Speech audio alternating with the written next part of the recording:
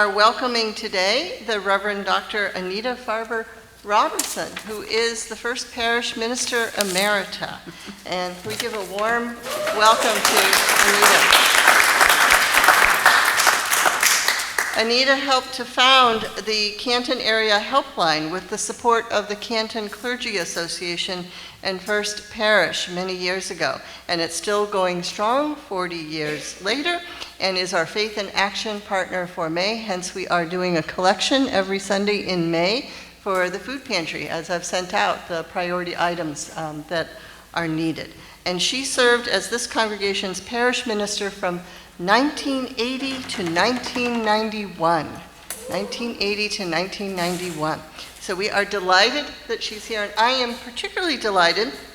I wanted to introduce her personally because Anita was part of my ordination ceremony many years ago. And the thing that I remember the most about Anita's participation, because she helped to lead the prayer of ordination, where if you've ever been to an ordination of a UU minister and they have the laying on of hands and people are all connected and laying on of hands, and I was on the ground as she wanted me to be, and she, bam, plopped her hand on my head in the heaviest way that I would never forget, okay, that moment. So, and I cherish Anita for all her social justice commitments and commitment in particular as a parish minister to community ministry over many years. I was ordained at the First Church in Roxbury in the context of the UU Urban Ministry. So, very grateful to Anita. And with that, I will turn this back to Joe.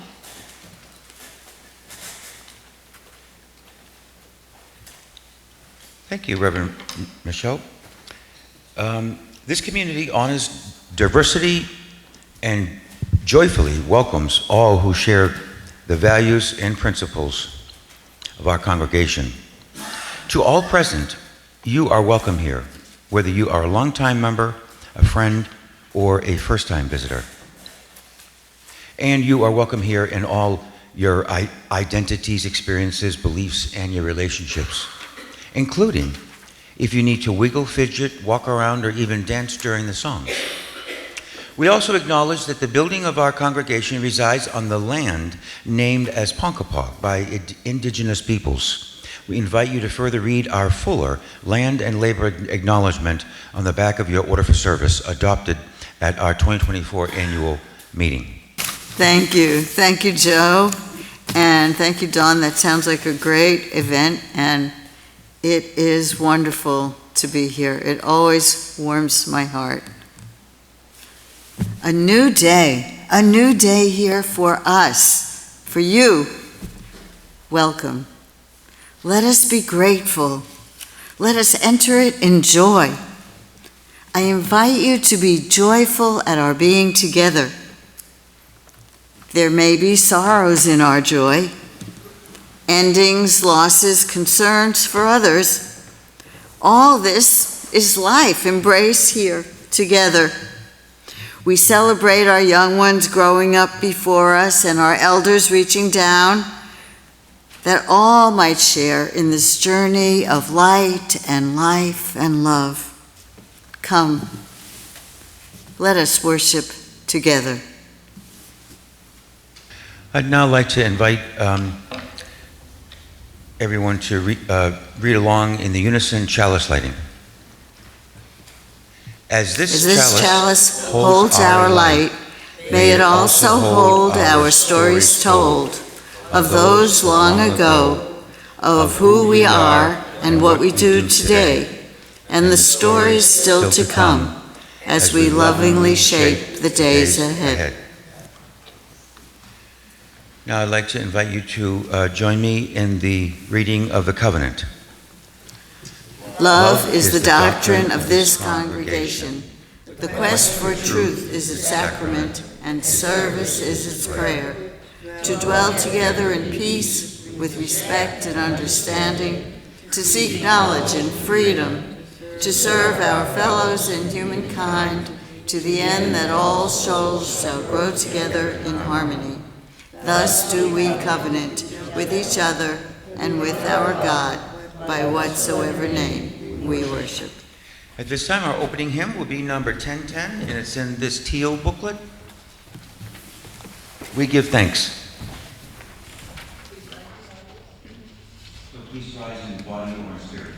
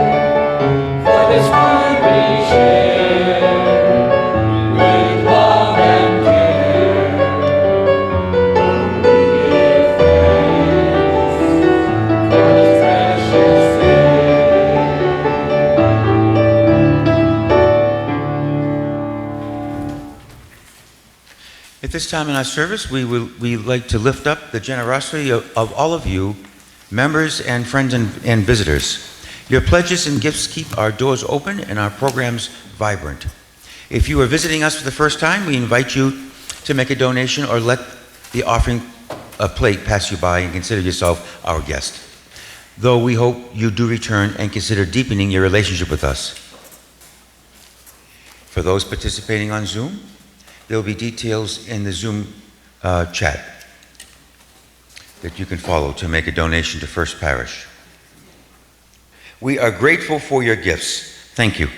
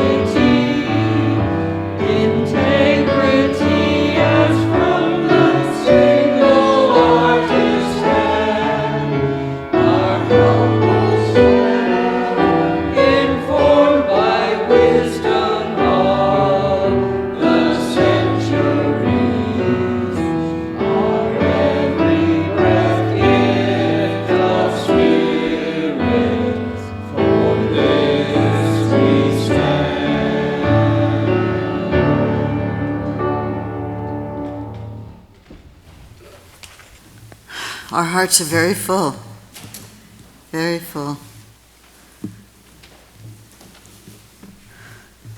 Full of memories, full of times shared, and full of being present to here and now. Not just the old stories, but who we are, living, breathing in the moment. Please join me in the spirit of meditation and prayer. Breathe in, breathe out, breathe in, breathe out, breathe in, breathe out. Keep breathing. Keep feeling that spirit of life move in through your body.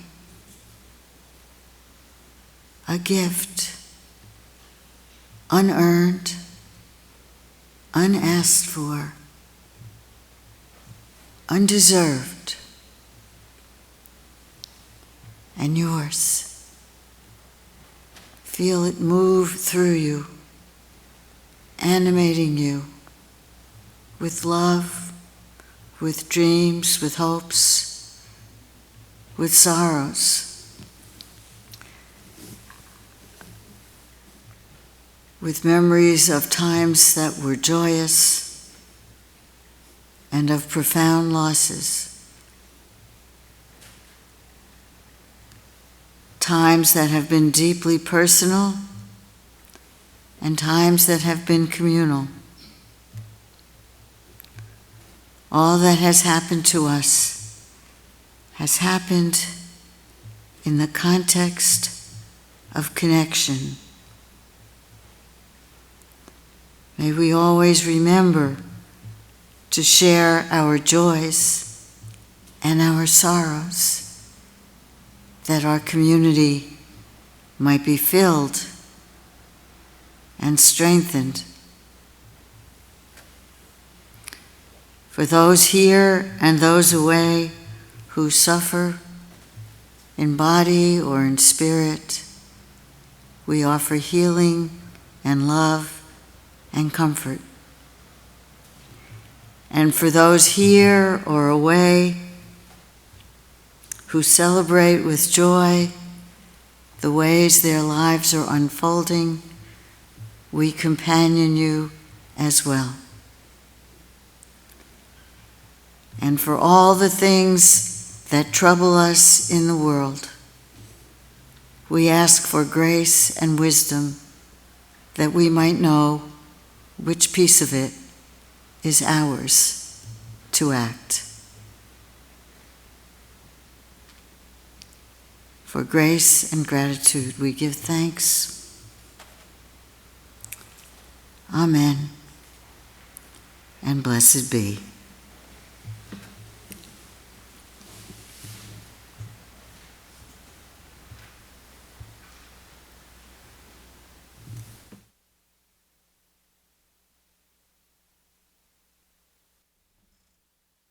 I want to read this morning is by Clint Smith, and he wrote this after his young son was born.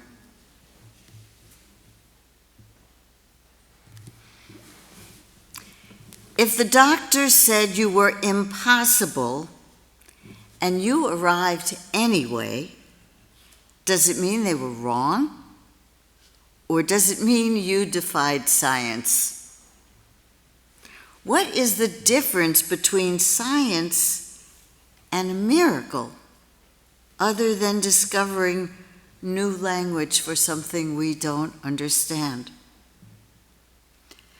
The day we brought you home, I stayed up all night and watched you sleep in your bassinet because I was afraid if I closed my eyes, you would vanish. Once, a long time ago, your grandmother escaped a war, and your great-grandfather fought in one. You come from good fortune. You come from a history that is arbitrary and clothed in luck. You come from a landmine that was 2 feet to the left. You come from children who shared their bread when they didn't have to. You come from the parachute that didn't open and then did.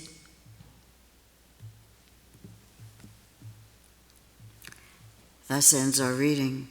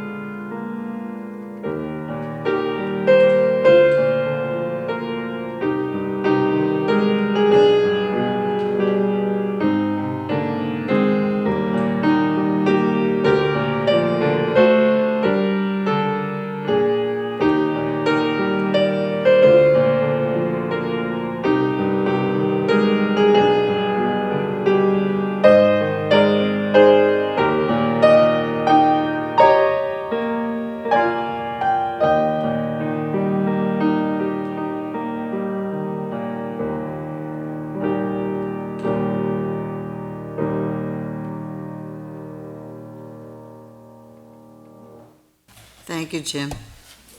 And thank you, choir.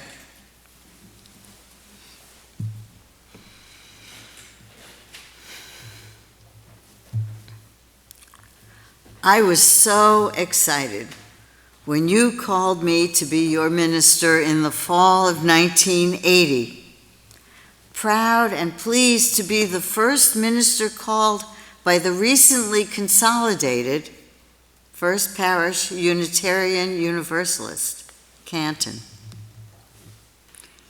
And Doris Bryant helped me paint and paper the parsonage, then on Old Coach Road.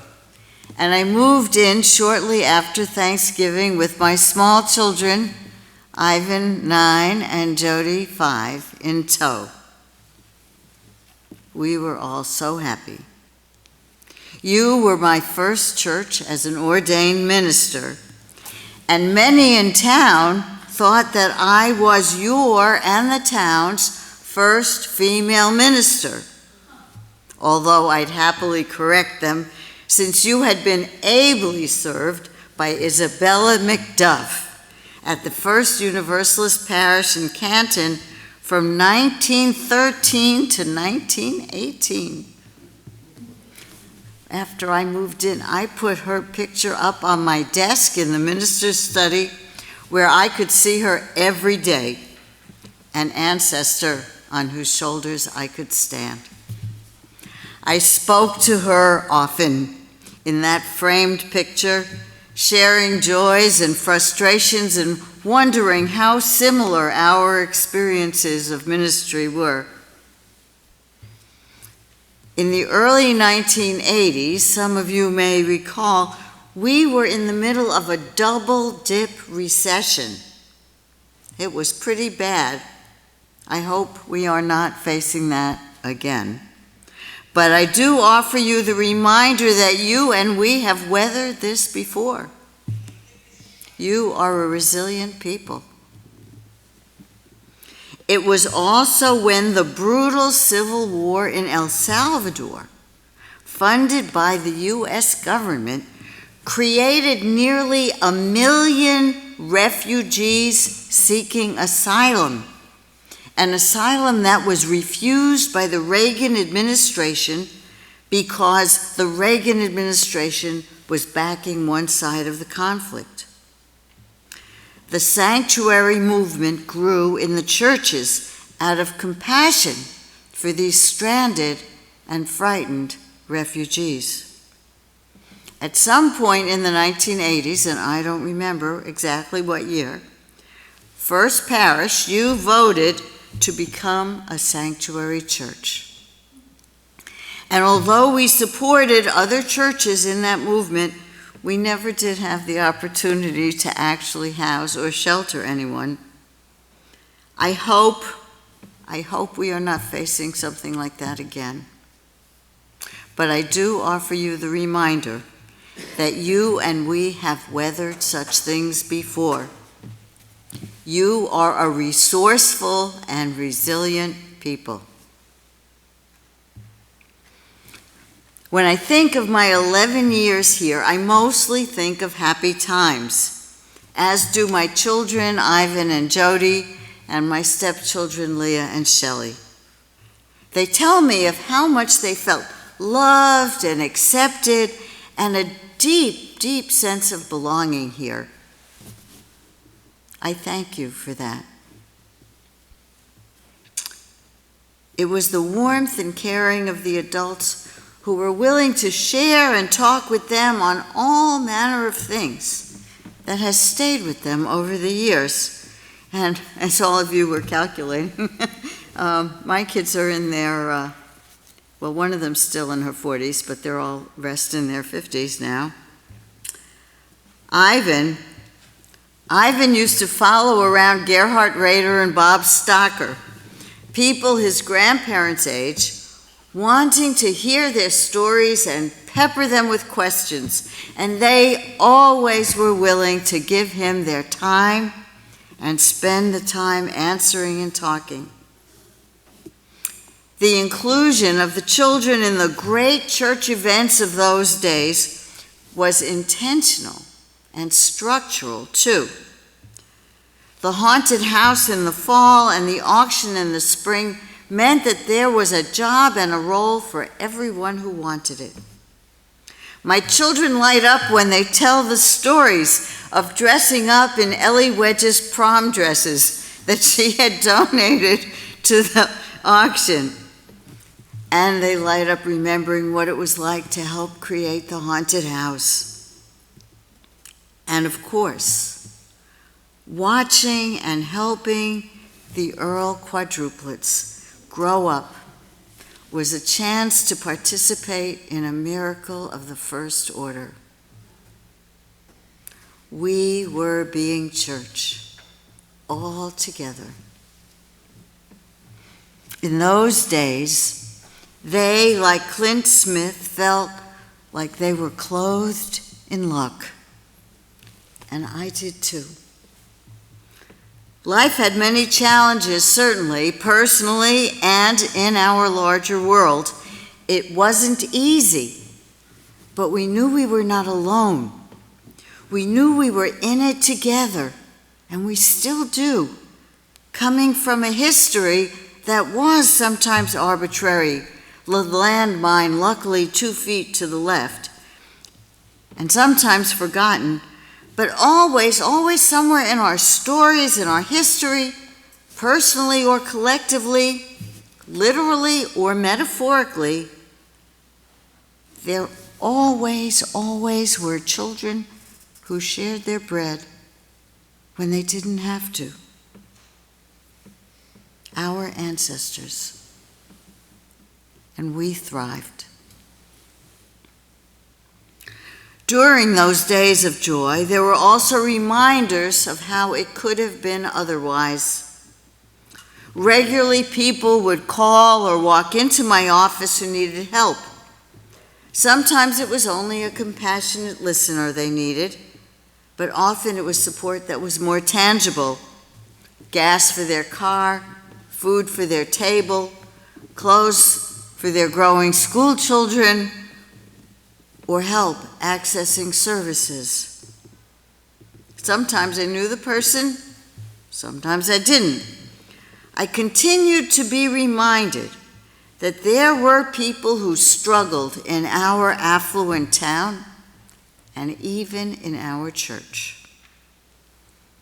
Every year I would get a list from the public health nurse. You may remember Betty Lethen. I'm going to mention some other people whose last names I don't remember, but I remember Betty's. Betty Lethen was the public health nurse. And she would give me a list every year, just before Thanksgiving time, of the families in town that she thought would appreciate some help for Thanksgiving. And we at the church would have a special fund drive to raise money. And then we would buy turkeys and all the fixings that would go with a complete Thanksgiving dinner. So one year, it was me and Carol Munson who went out with the boxes of Thanksgiving dinner makings in our car that the volunteers had put together. In hand, we had the names and addresses of the families for whom they were intended. And we spent the early part of the day going out distributing and met back in the church. We were troubled. Each of us had come back with some boxes of turkeys refused by the recipients. We had encountered families who could not accept the offerings because one or all of their utilities were shut off. If you don't have gas for your stove, you can't cook your turkey. If you don't have electricity, your refrigerator doesn't work. You don't have lights to work in the dark. Carol and I stood in the kitchen of the church with our boxes, stunned. And then Carol knew what to do. That's how Carol was. Carol knew what to do, and we did it. We started making calls and secured a number of volunteers who would meet us at the church early Thanksgiving morning.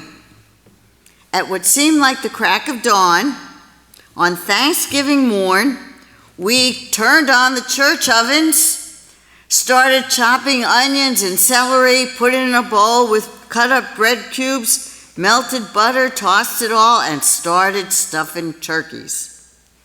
While the turkeys were in the oven, we made all the fixings, all the sides that went with it.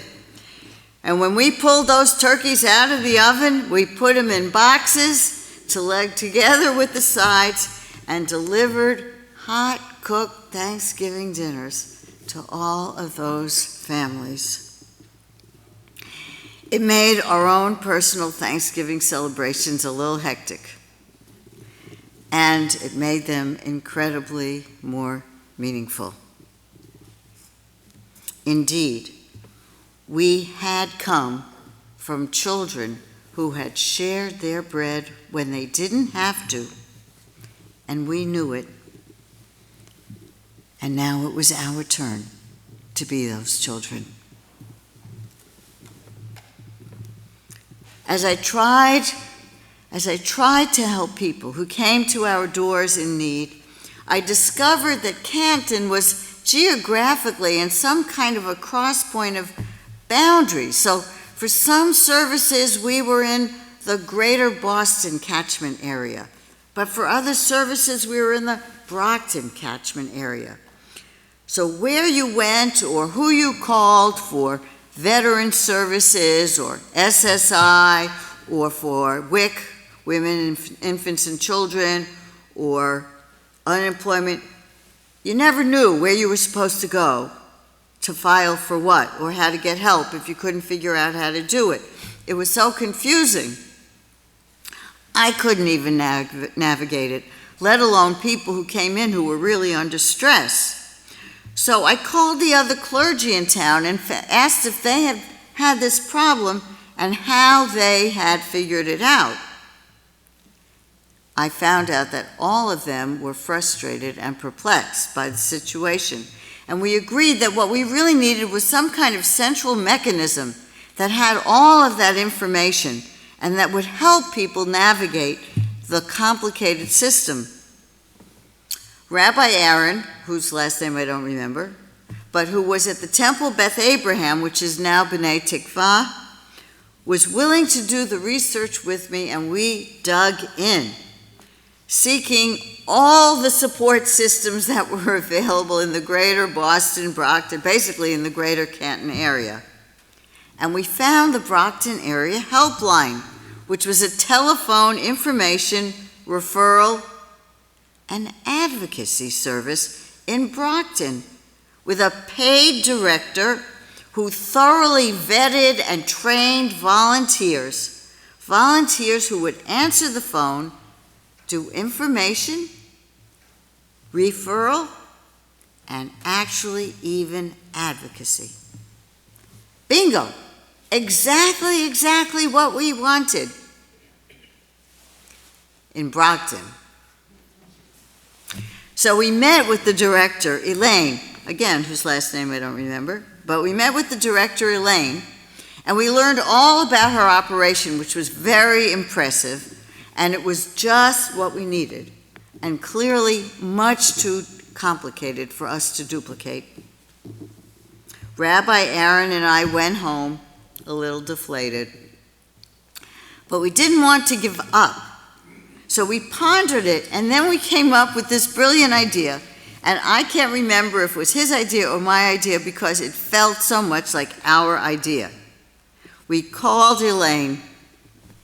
What if we had a phone line installed that had a Canton exchange, 828, so people thought they were calling Canton, but it rang in Brockton at the Brockton Area Helpline's office? Could she expand her knowledge base and training to include Canton?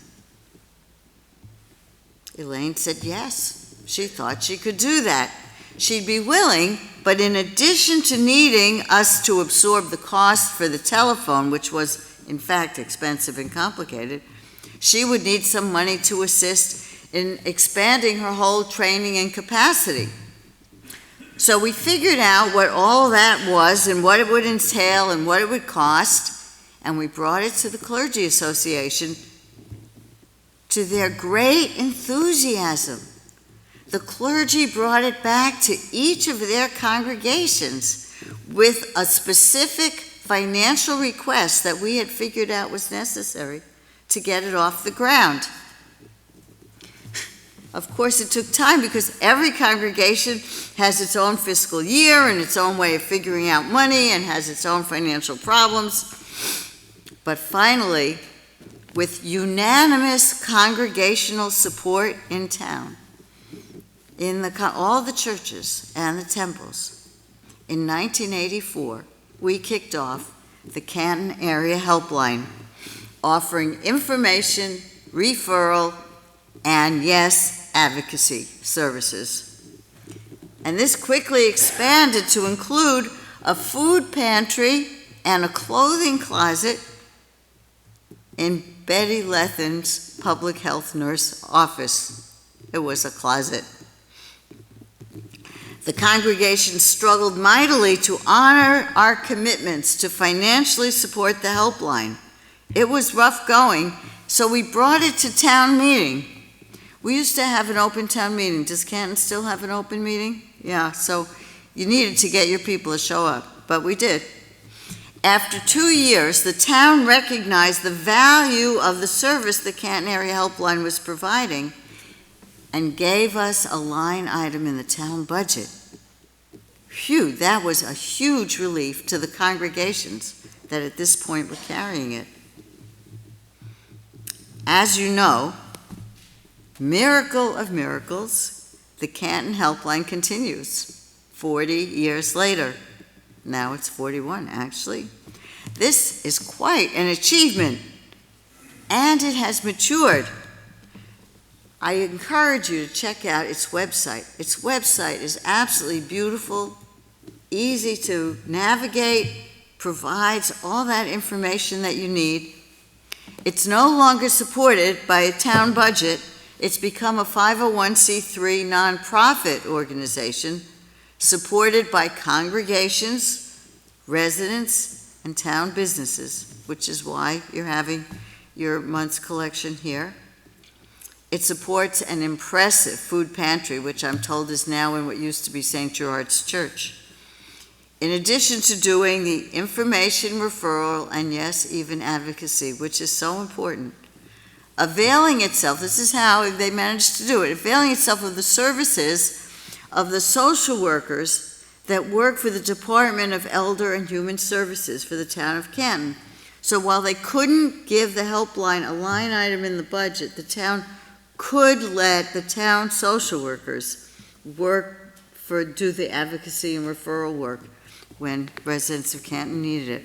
So it ended up being a fabulous marriage of need and skill and opportunity. So it's quite a treasure what you have here now, enhancing life in town, supporting and connecting people who want to help and who need help, creating community. And you, my friends, you were at the center. Not only your encouragement, but also your money and your time, your showing up, your advocacy, speaking up for the program and for the needs of the people. You are the ancestors who shared your bread when you didn't have to. You shared the love and the heart that is the very holiness that animates our daily miracle of life itself. You, my friends, are a blessing still. And I am so proud of you. I love you. Blessings, blessings. Amen.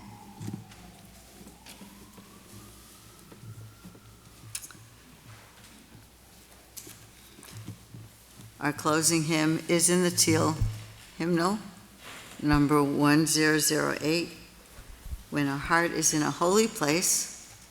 And I invite you to stand as you are willing and able in body or spirit.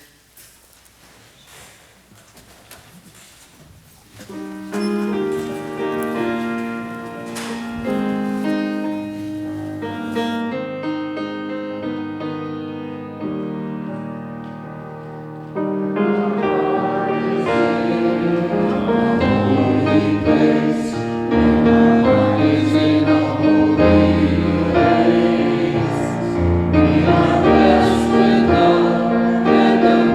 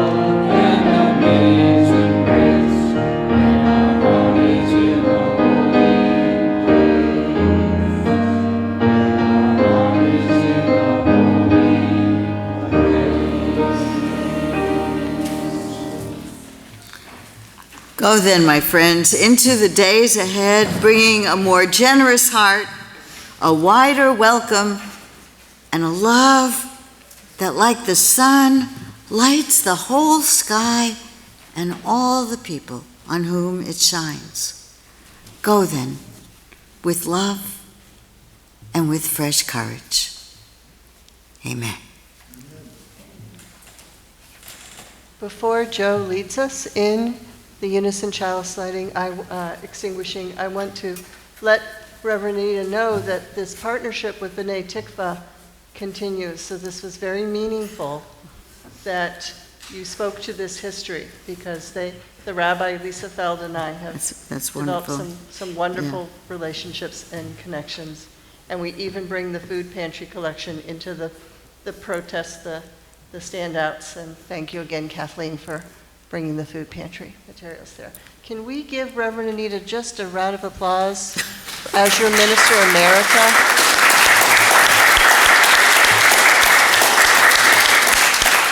Such wonderful and important history. Thank you, my colleague. Well, you are my heart. And We'll begin with the unison chalice extinguishing. We extinguish This flame, but not the light of truth, the warmth of community, or the fire of commitment we carry in our hearts until we are together again.